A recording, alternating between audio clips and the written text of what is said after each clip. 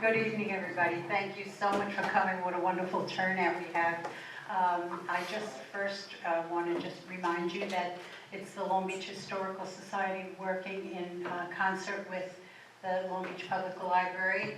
And this is Elisa Hornblast,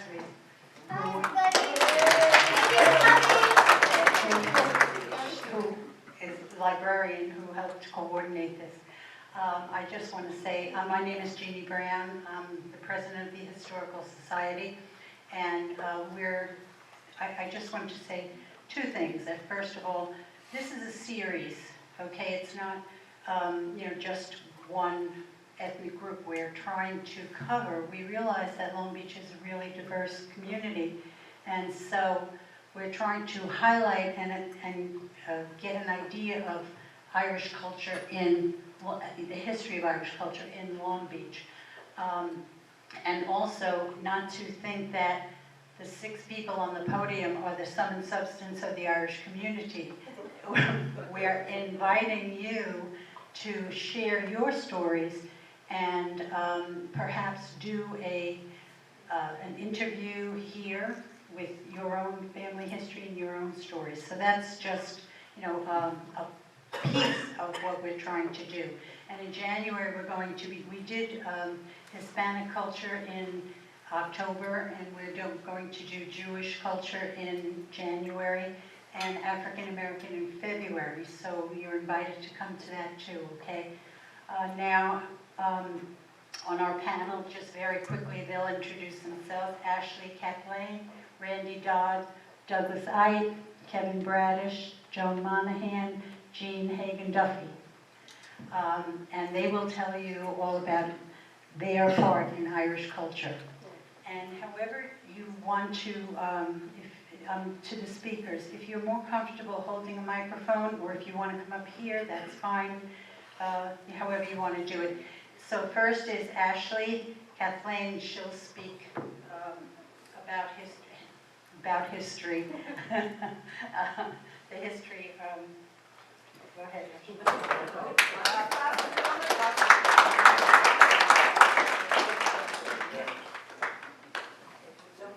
No tripping.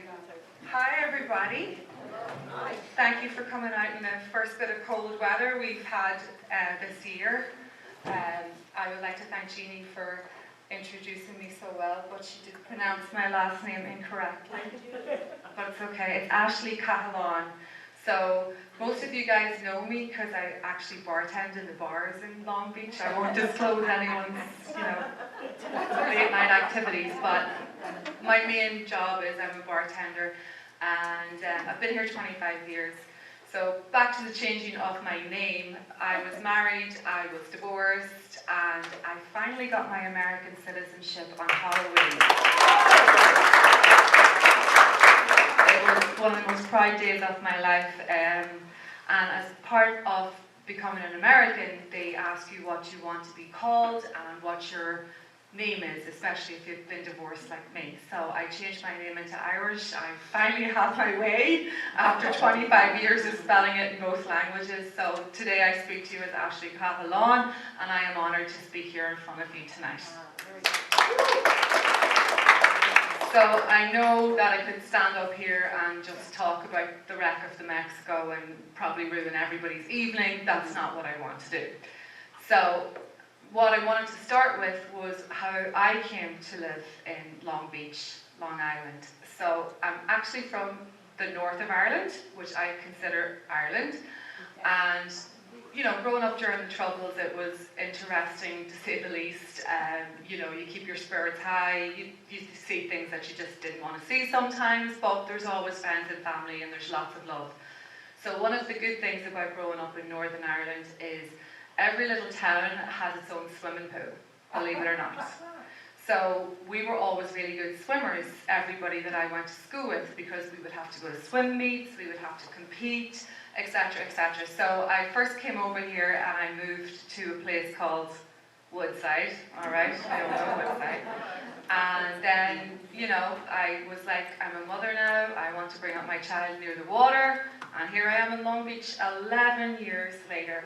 So thanks for having me. Okay, so let's talk about the wreck of the Mexico.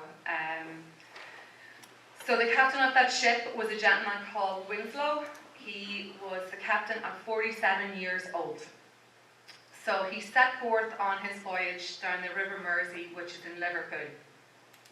2 weeks prior, a ship called the Bristol left the port. Now, the cargo on the Mexico, which was a baroque boat, I believe. I don't know a whole lot about boating, but I hear that's what that vessel was called. Bark. Okay, great. What was it? It's a bark. It's a bark? Okay. Clearly living in Long Beach has taught me a thing or two about, on the ocean. So the cargo of it was insured. The passengers that were not on the boat, were not insured.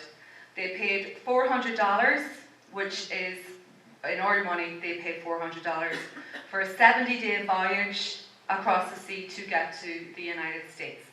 So just when we're talking about $400, I'm like, that's what we pay every month for our Long Island Railroad ticket. So you can imagine what you thought you were going to see for 70 days on a vessel for $400. So a little bit of history about me as well is I went to Australia for a year, which a lot of Irish people seem to do. And they had a reenactment of a famine ship, or a coffin ship, as they soon became to know, in the museum in Melbourne. So they depicted it to the dimensions of the cabin that you were travelling in, to the smell of it, to what people looked like around you, and it was just absolutely harrowing. So, without getting too gruesome and gory about it, you weren't going to face a very enjoyable passage to America on the Mexico, but at least you knew that you were going somewhere. The 1798 rebellion of Waltone left Ireland with many women who had no husbands because they were put in prison, they were sent to penal colonies, or they had passed away. So back to the Mexico, it just seemed that it was doomed from wherever it left port. The Mexico was well over what it was supposed to be holding in capacity of cargo. The Mexico was 279 tons of cargo, 279 tons on the vessel itself, and 500 tons of cargo. So the crew that they had in the Mexico was kind of people that really didn't know seafaring stuff very well. They kind of cheaped out on it as much as they could as possible. On the Mexico, when you look at the list of the passengers, as per usual, there was a large amount of single women travelling on it from Ireland, or women with small children travelling from Ireland. And when I'm not down here bartending, I actually am a tour guide with On Tap New York, and I did a little bit of researching into chain migration, which seems to be something that the Irish are renowned for.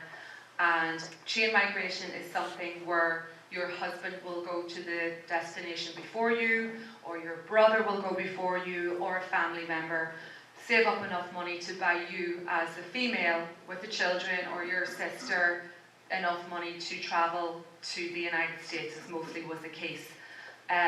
Archbishop John Hughes, he founded Fordham University, and he also founded the Immigrant Savings Bank in 1850 on the periphery of the 5 Points. And because of him, the people that worked in the 5 Points, which we know were predominantly Irish, were able to send home remittances to their family members, which would enable them to get the passage to the United States, and probably why so many of us are here today. So the conditions on this ship, as soon as they took off, were just, wind, rain, storms. They'd locked the people in the steerage downstairs so that they didn't come upstairs to wash themselves, or their clothes. There is no records of how many people actually died at sea on the Mexico, but they have, from my research, reckon that there could have been a quarter of the steerage passengers may have perished due to cholera or typhus. Also, aside from that, conditions were very, very unpleasant, and very, very cold, as the journey to the United States happened during the winter time. And now they're looking for food. They're actually coming to a state of starvation. So What they did when the steerage passengers realised that their food rations were running low and that they were definitely going to starve before they had come to the destination, as they were behind on their time scale on when they were going to arrive, they wrote a letter to Captain Winslow on the 20th December 1836. And it says, "Sir, we the undersigned passengers in the Rock, what do you call it? The Rock, Mexico, under your command, being reduced to a very deplorable state for want of provisions and unable any longer to bear the privation, take this means of proposing the only plan that can be adopted to preserve the lives of ourselves, our wives and our children. We are fully aware of some provisions being on board, such as biscuits and herrings. We propose to purchase a sufficient quantity of the same and to give you a deposit equal to their current price at New York, and they will secure you in the value of such part of your cargo as we may consume.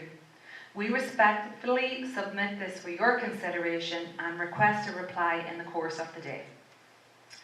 So Captain Winslow, who the more I read about him, the more I definitely dislike this person, he upped their rations to, on day 1 you get 1 biscuit per person, day 2 is 1 biscuit and 1 herring, day 3 you get a handful of flour.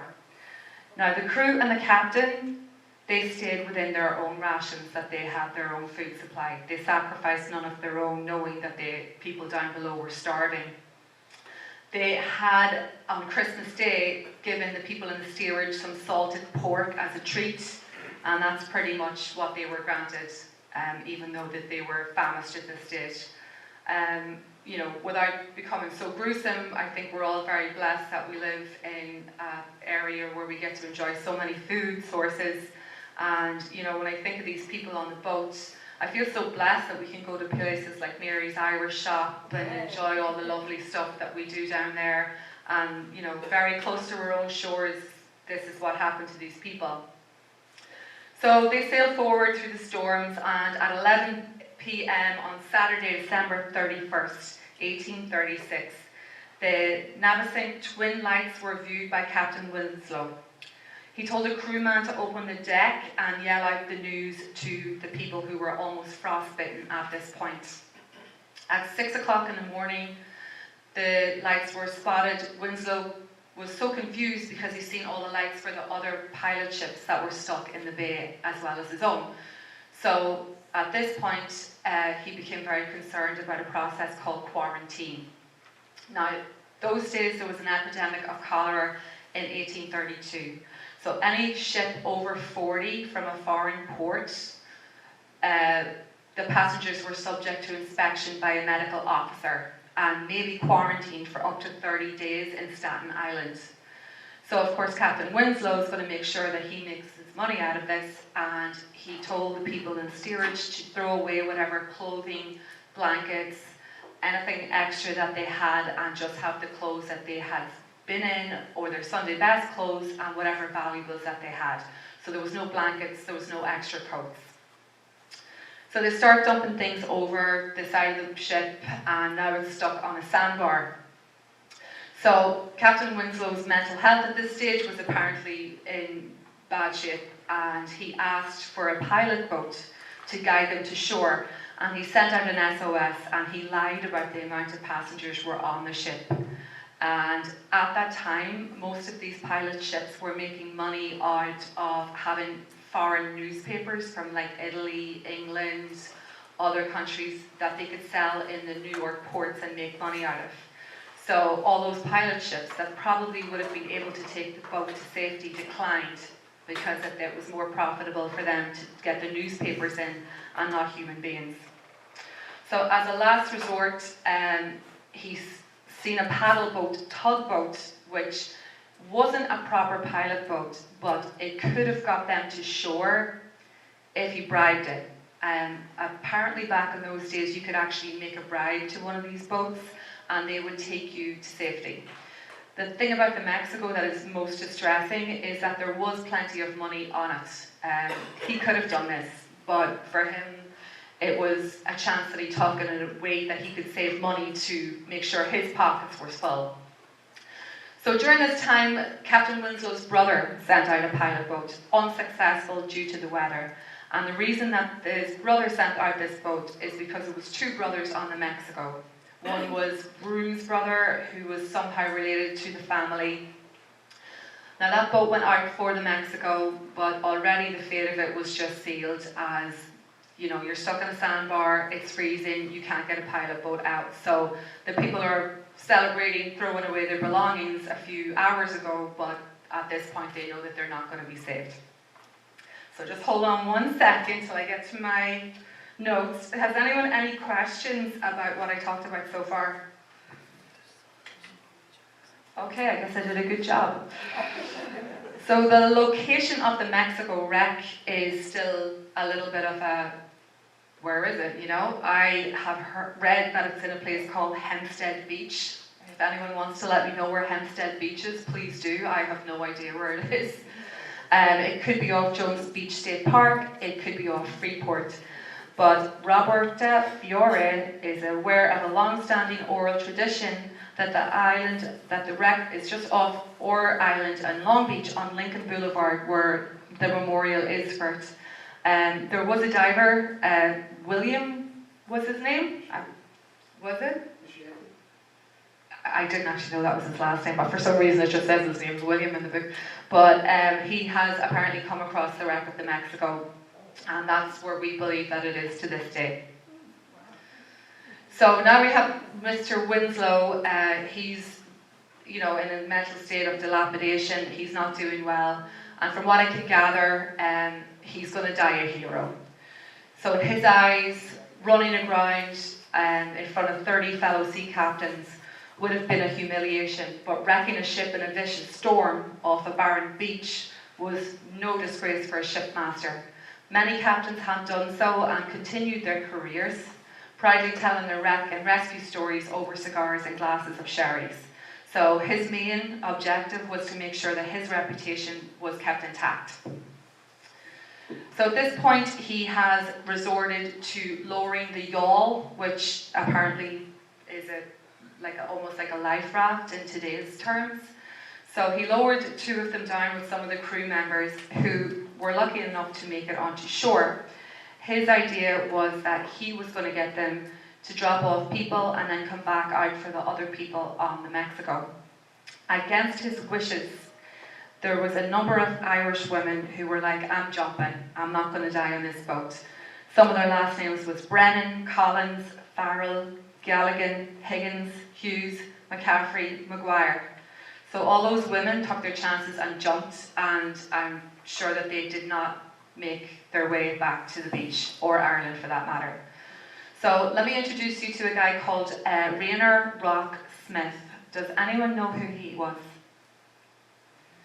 So I didn't know either, but Rainer Rock Smith was born in 1785 and lived on the south shore of Long Island, near where we are.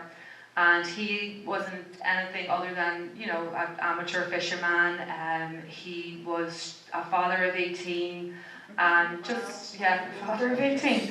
And he was just, you know, a normal dude. And so he had heard the screams of the people on the Mexico, and he was just had enough of it after a couple of hours.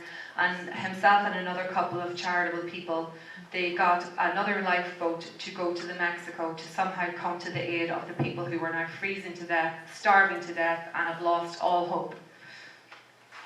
Okay, so let me go back. So let me read to you a poem just before we come to the crux of the story.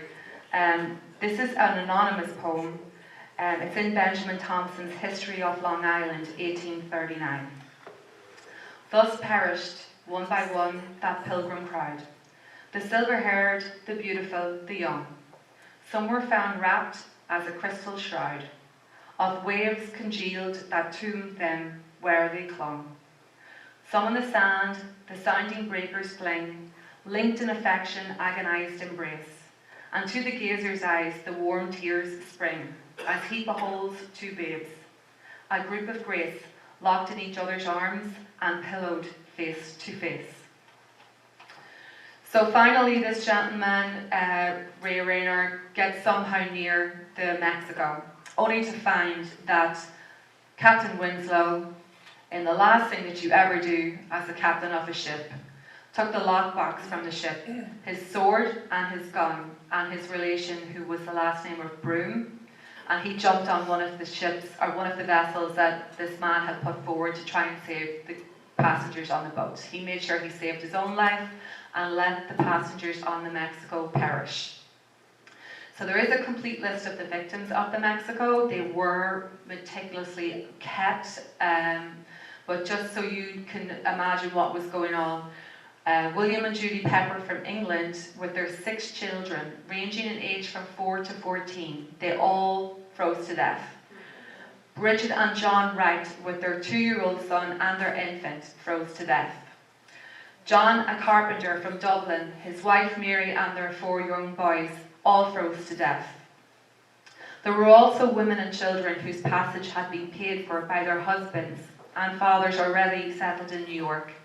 They included Elizabeth Wilson and her 2 children, Margaret Evans of England with her infant son and 3 older children, and Mary Metcalfe of England also with 3 little girls and a boy.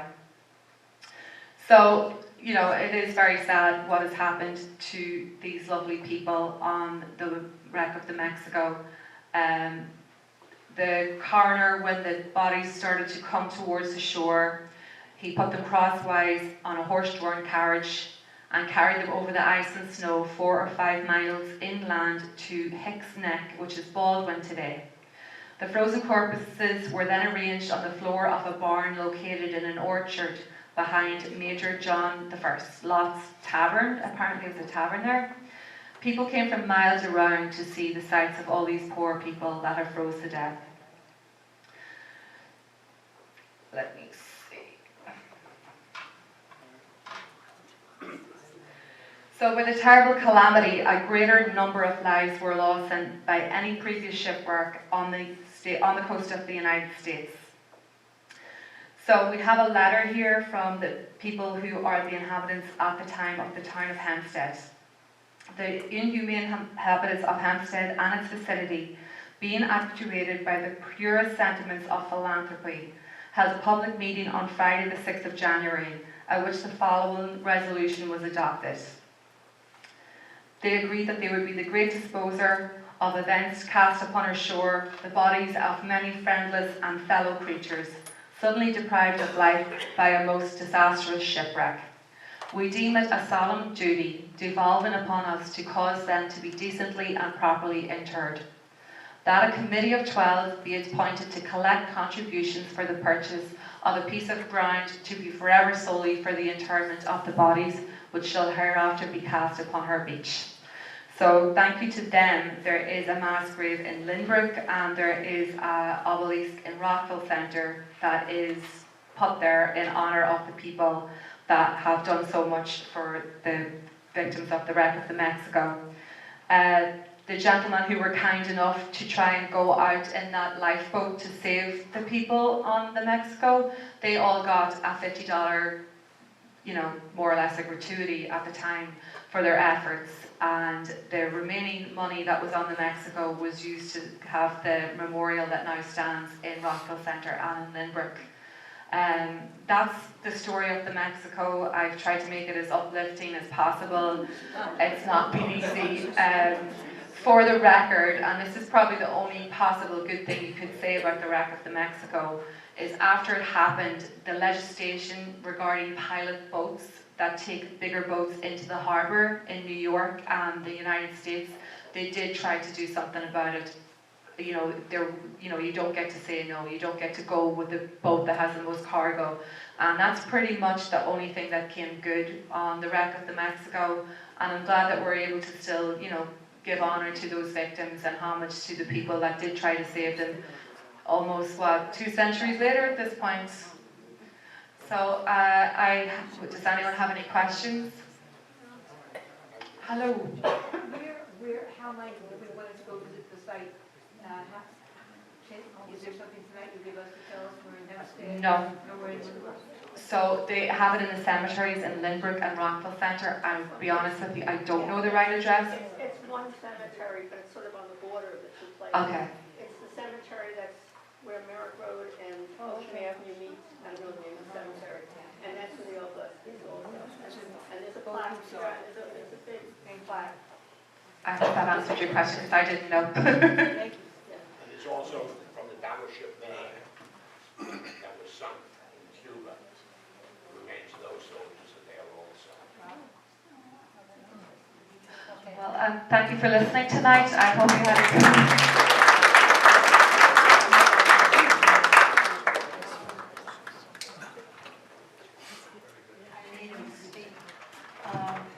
Something that we wanted to do just to pay homage to Irish culture. Peggy? Peggy Cathalain's going to sing the Irish national anthem.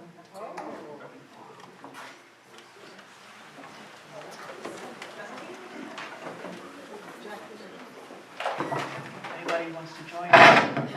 Wow, feel free. Okay. I'll sing you a song, a soldier song, with cheering, rousing chorus, as round the blazing fires we throng, the starry heavens o'er us. Into night we man the barn will, in Erin's cause, come woe or weal. Mid cannons roar and rifle peal, we'll chant a soldier's song. Soldiers are we, whose lives are pledged to Ireland. Some have come from land beyond the wave, sworn to be free. No more our ancient Ireland shall shelter the despot or the slave. Tonight we man the barn will, in Erin's cause, come woe or weal. Mid cannons roar and rifle peal, we'll chant a soldier's song.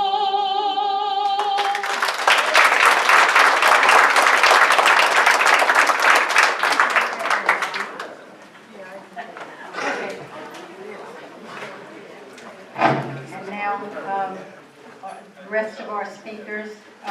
First is Randy Dodd.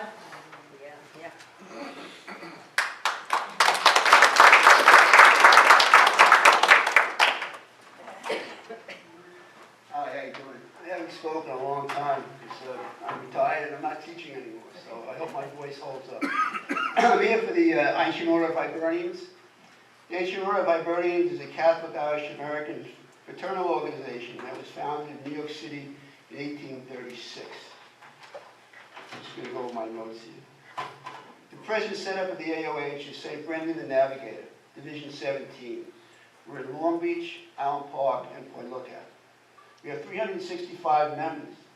And we have a very young organization. I mean, I'm getting up there, but most of the guys are in their 30s and 40s. So very young, very active organization. Our motto is friendship, unity, and Christian charity. The president is Jeremy Cecil. He serves for 2 years. And we meet at the VFW every third Wednesday. We have many fundraisers. We do 200-300 clubs a year. We have the parade, and we have the golf outing. Now, the money from the golf outing goes to the scholarship committee, and the other goes to our expenses, and we try to give away all the money that we make. Our main supports are the Catholic Church. You'll see later on when I talk about the history that we have to protect and support the Catholic Church. So we give sizable donations to the 4 churches in Long Beach every Christmas time. And the next one is the Catholic school. We've given the Catholic school their first smart boards. We've given them all their, a lot of their computers in the computer room. We contribute to their kids that need help paying their tuition. And anything that they ask for, we give. Plus, we give into their scholarship nights. We have a scholarship in their awards program. Plus, we give out our own scholarship to kids going from Catholic school, or any school, to a Catholic high school. Then we also have secondary places that we give. We give away a lot of money. The O'Neill Foundation, the O'Neill Volleyball, the Michael Diamond Foundation, the Waterfront Warriors, the Polar Bear Swim, the Hagen Foundation. And since we meet with the, at the VFW, we support the VFW in all their works, and they support us. So we're like a brother organization to the VFW. The AOH started in Ireland in the reign of King Henry VIII, when he enacted that you couldn't be a Catholic anymore with the penal laws. So a lot of secret societies were formed, and one of them was the Ancient Order of Hibernians, whose main idea was to protect the church and the priests, because the priests had a price on their head. So the Hibernians protected them, so it was kind of like a military organization in the beginning. Then in the United States, in 1825, 1830, there was an American political party which had similar ideas. They thought that the priests and bishop were becoming too powerful, and that they would have all the Catholics vote in a block. And then after they voted and controlled the elections, the Pope would come over and rule the United States. Now we all remember hearing that during the Kennedy, when Kennedy was president. Okay, and then the guys in the Irish in America looked to Ireland, and they sent over a charter for the Ancient Order of Hibernians to come to America, and it came in 1836. Oh, the party was actually the Know Nothing Party. The Know Nothing Party actually went around and disrupted church services in all the major cities in the Northeast, and they had a lot of problems with it. On May 4th, 1836, at St. James Church at 32 James Street in New York City, the charter arrived. So the Ancient Order of Hibernians arrived in 1836 with the same purpose of protecting the church. And now, at this time, was the mass Irish immigration. So the AOH became not only a protector of the church, but it became a social organization because all the Irish that came in at that time because of the famine wanted to have their own place to go to, and their ceilidhs and the dances and the bagpipes. So the organization became very social also. The Irish in Long Beach, the AOH in Long Beach, actually there was a group that started before this AOH in 1950s and 40s. But that died out. The only guy I can remember was Bob Harrington. We used to go to communion breakfasts they had in the school. And Bob Harrington would give out scholarships and stuff. So that was an organization there before our organization. And it just died out. The AOH as it is today started in La Galette. Remember that restaurant down by Atlantic Beach with Bobby Graham? That's the great chef that he was. The first guys were Tommy Miles and Mike Sullivan. And sitting right in front of us, one of the main guys, Bob Costigan, was one of the founders of the organization. We applied for a charter. I wasn't there at the start. Applied for a charter, and we received the charter, and we're on our way. The main guys was the first leader. Tommy Miles was a great president and a great organizer. But the first real Irish president, crazy guy, was Mike Sullivan. Mike Sullivan was a former Marine. We'll never let you forget he was a former Marine. He was a fireman, and he had a lot of ideas. And because of him, we're really on the track we're on today. He's the one that started the 300 Club, something that nobody in the late 1980s, 1990s had ever heard of. I mean, now everybody in town has a 300 Club, but we started it.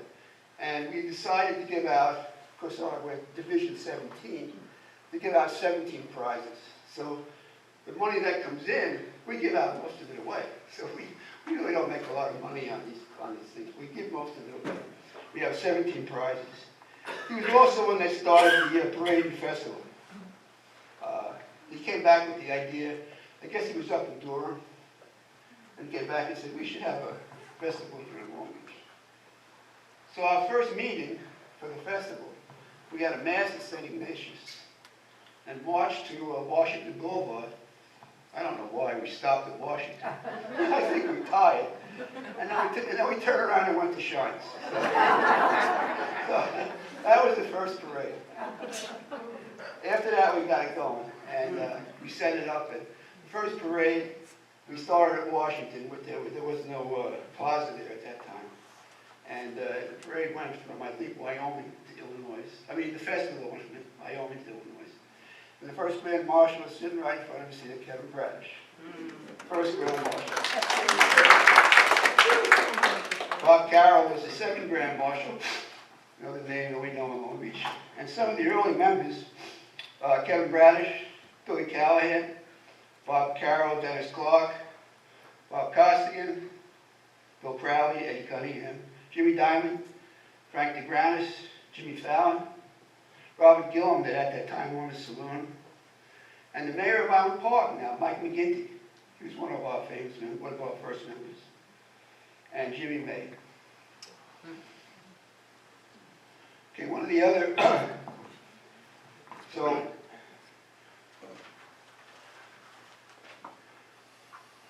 we meet every month and we have we have a very active calendar. I'm just going to read off some of the things that we do. We have a food tasting in the Catholic school gym, which is open to everybody, not just the Irish. We have a summer party at the Long Beach Catholic School, which got rained out this year, but was really set up to be a good time in August. We have our annual parade and festival. This was the 35th year we had the annual parade and festival. We had we help out at the San Gennaro Feast in Elm Park. We have buses going into the St. Patrick's Day Parade.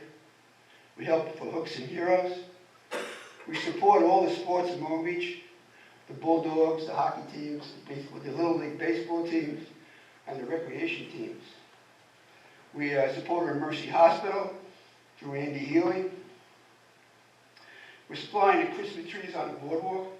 So if you go to the boardwalk, the ones on there's like 4 of them, 3 or 4 of them on the boardwalk that are being lit up. And I'm not sure about the one in the center of National on the beach, but I know the other 3 on the boardwalk we supply. And we really help anybody who needs. We have fishing trips, blood drives, and we just try to help out all the people that we can.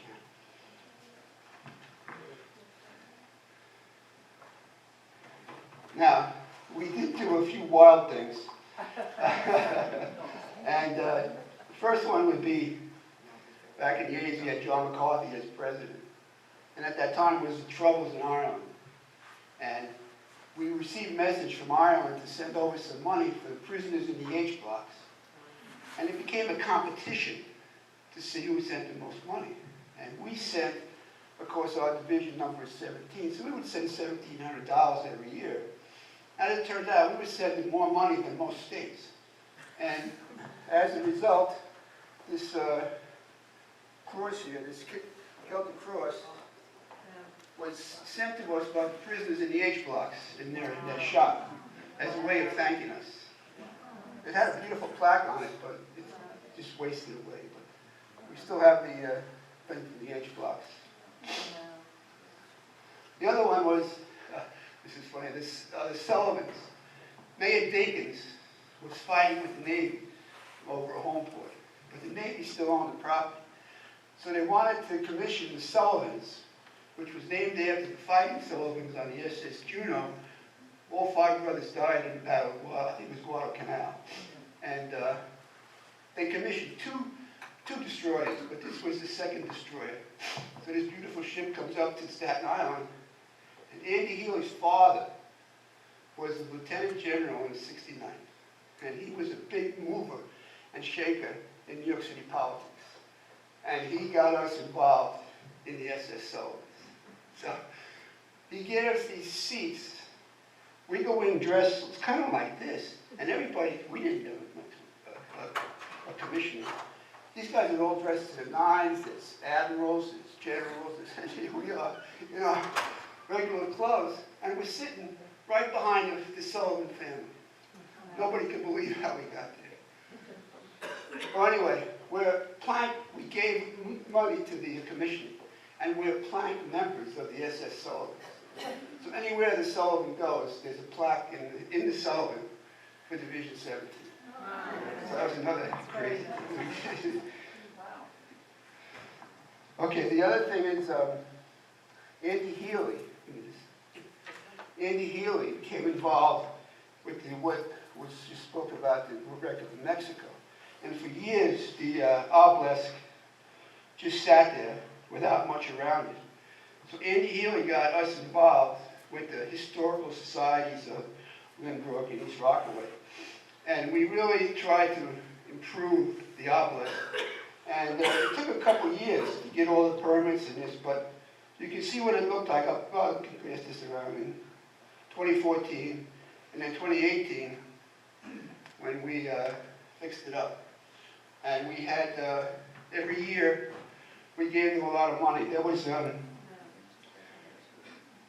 description of the Mexico and the Bristol is horrible, so there's no need to go over that one. But there's at least 232 bodies of the people that froze to death on that ship buried. So it's in their honor. And every year we have a ceremony, which we send over the color guard and members, and other color guards come up and makes a nice ceremony. And I think it's registered now in the Historical Society. Another thing we did was provide handicap ramps. The Lutheran Church at 75 East Olive Street on Riverside Boulevard, the church there, it has a handicap ramp on the side, goes up there. Well, we built that for them about 10, 15 years ago. Whitford's helped us out with the cost of the lumber, and so we finished that for them. And then we had a group of people that were carpenters, firemen, and stuff like that. So we actually went around town and built up 2 or 3 different houses that needed ramps. So we just try to live up to our friendship, unity, and Christian charity. We give away most of the money that we bring in. And we'll help anybody who wants to be helped. If they can, we can. We have the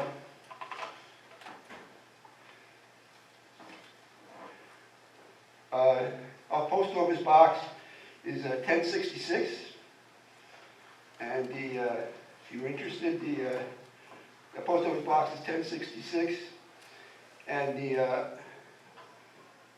email thing is info@AOH@LongBeachDivision17.org. Everything has to go through the executive board, but if you think you need it with somebody with a charity or somebody needs help, we give out a lot of cards at Christmas time for turkeys and stuff.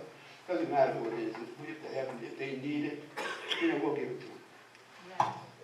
So that's about it.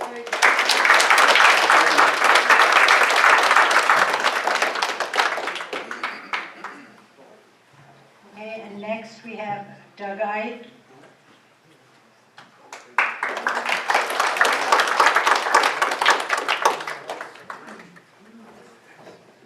Thank you very much. My family has lived in my father came to Long Beach in 1927 with the American Legion. I don't know if you're aware of it, but the first post of the American Legion was in Paris at the end of the war. And the second post was in Manhattan. My father was a member of that post. He was the commandant for a while. So a group of the fellows came to Long Beach in 1927, and they rented a house up by East School. They were building East School at the time. One of the fellows later married one of the women that was teaching there, which is kind of nice when you think about it. All right, So my father was born in Manhattan in 1896, and he was drafted into the Army in 1917 for World War I. He never went overseas, his brother did. He grew up on 2nd Avenue where the Pfizer building is now. I don't know if you recall that. And later on they moved to 50th Street. One of his neighbors on 2nd Avenue was Mrs. Cusack. Helen Cusack taught in West School for about 35 years. Some of you may remember her, I don't know. She retired probably in 1959, 58. All right, and my mother was born in Westmeath in Ireland in 1907. She came here as a teenager at 16 in 1923 by herself. And she stayed with her 2 cousins in Brooklyn, the Barry sisters. She went to work for the Metropolitan Life Insurance Company in Manhattan.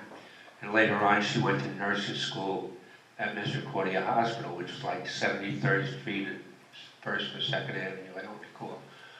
So they got married in 1933, and they lived in a Thorny Cross, which some people here may know, which was an apartment building on Queens Boulevard. And then they started coming to Long Beach in 1938, and they rented a house on Tennessee, across from the, what is now the Inn, but it was originally called Morris and Callahan.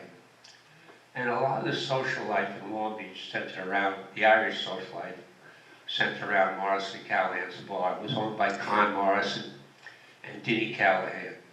They were both on the other side.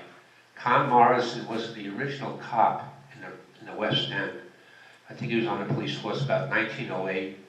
And when they brought the West End into Long Beach proper, he was appointed a cop in Long Beach. So he was around a long time. And during Prohibition, he told me stories about ships out here in the water, dropping off booze. They would drop off the cargo boxes were made of wood then, and they floated because they would float in with the waves. The cops had a bonfire on the beach. That way the rum runners knew where to pull up and just throw stuff over.